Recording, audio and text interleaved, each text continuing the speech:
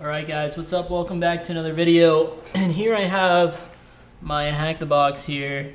These are all the boxes I've done on here. I've done like quite a bit, but not like an insane amount or anything. And let's see. I don't know, did I say it's Trickster here? If I did, I didn't mean to. But yeah, I still have Trickster as the account name. I haven't used this in a long time, to be honest. I haven't done much pen testing outside of work recently, but I used to be pretty into this stuff, as I guess you can kind of gather. But yeah, let's do blue. It's based off the Windows Eternal Blue. I think it'd be a good one to showcase here. So this is the IP address here. We just mouse over any of these boxes and we can see it's got the red dot right now, which means it's powered off. They changed how they do things on Hack the Box within the last year or so. Now they're all just powered off, and you can choose which ones you want to start. There used to be like a rotation as for which ones were online, which ones were like available and which ones weren't. You just had to wait for if the box you wanted to do was in the rotation or not. It was kind of suboptimal. However, now they're all available, and you choose which one you want to power on. Some of these ones are already powered on. Other people are working on it, but you could work on it as well. You could reach it.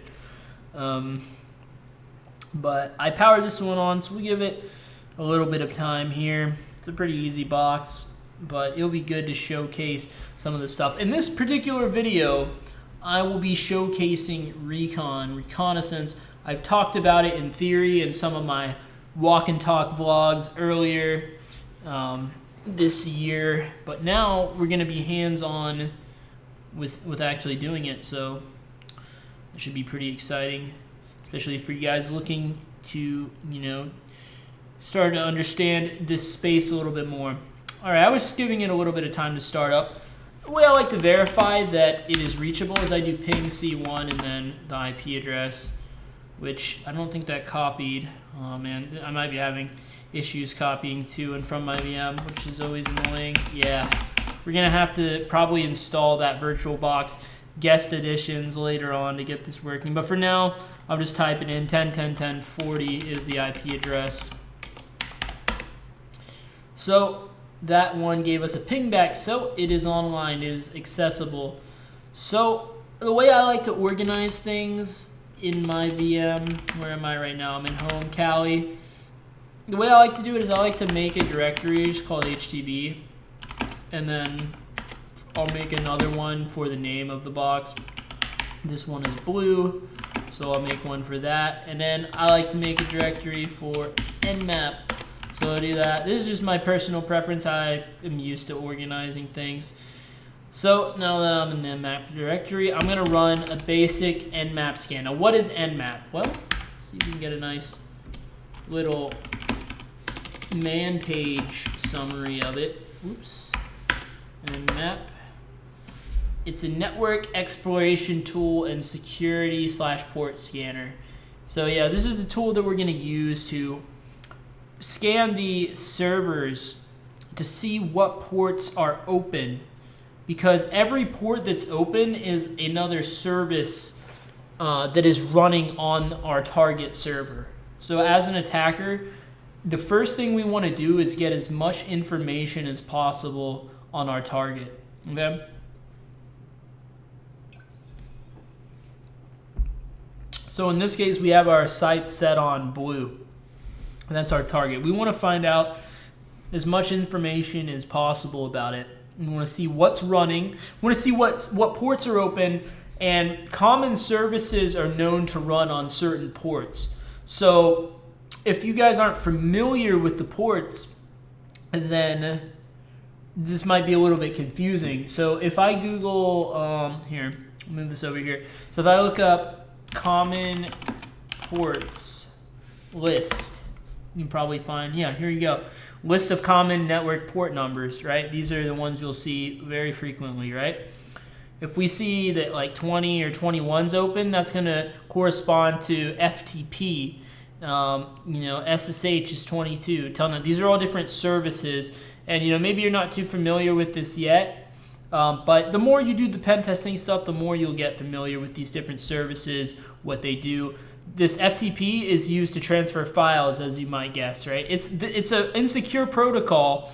It's not secured. It's not obfuscated behind SSH or anything like that.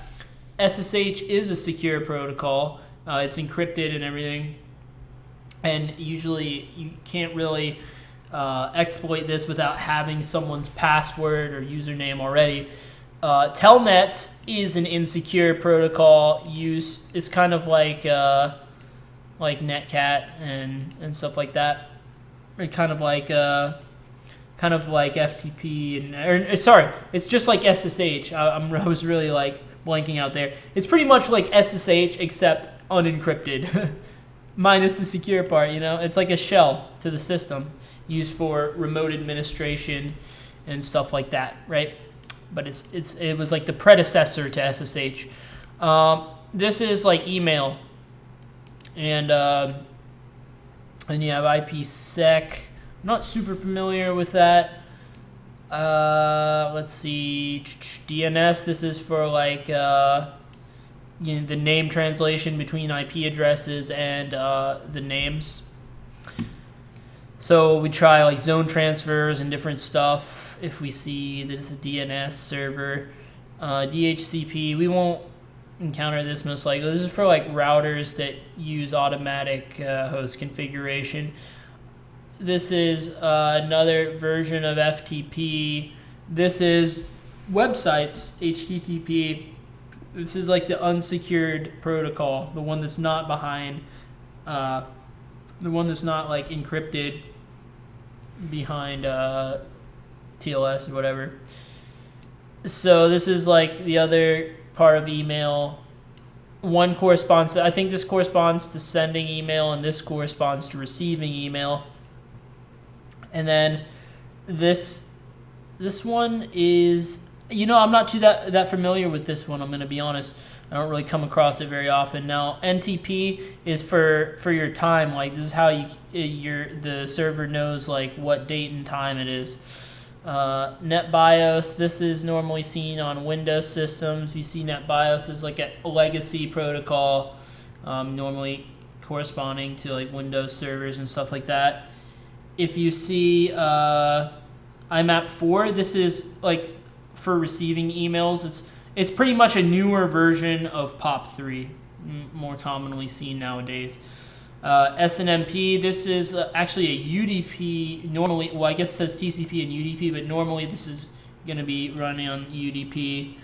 So this is used to track data on like network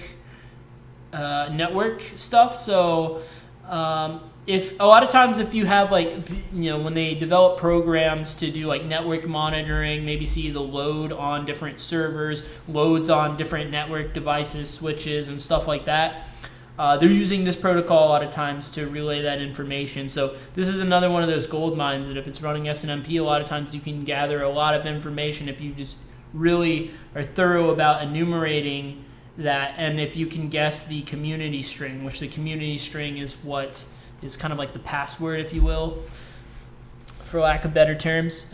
If you know the community string, then you can like get a bunch of information on the networking devices and stuff. This is LDAP, which is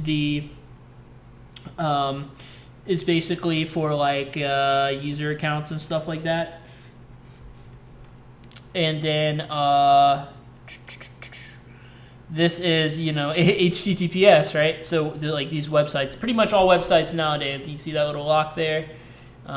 It's like in the secured version of HTTP, right? One using TLS and all that.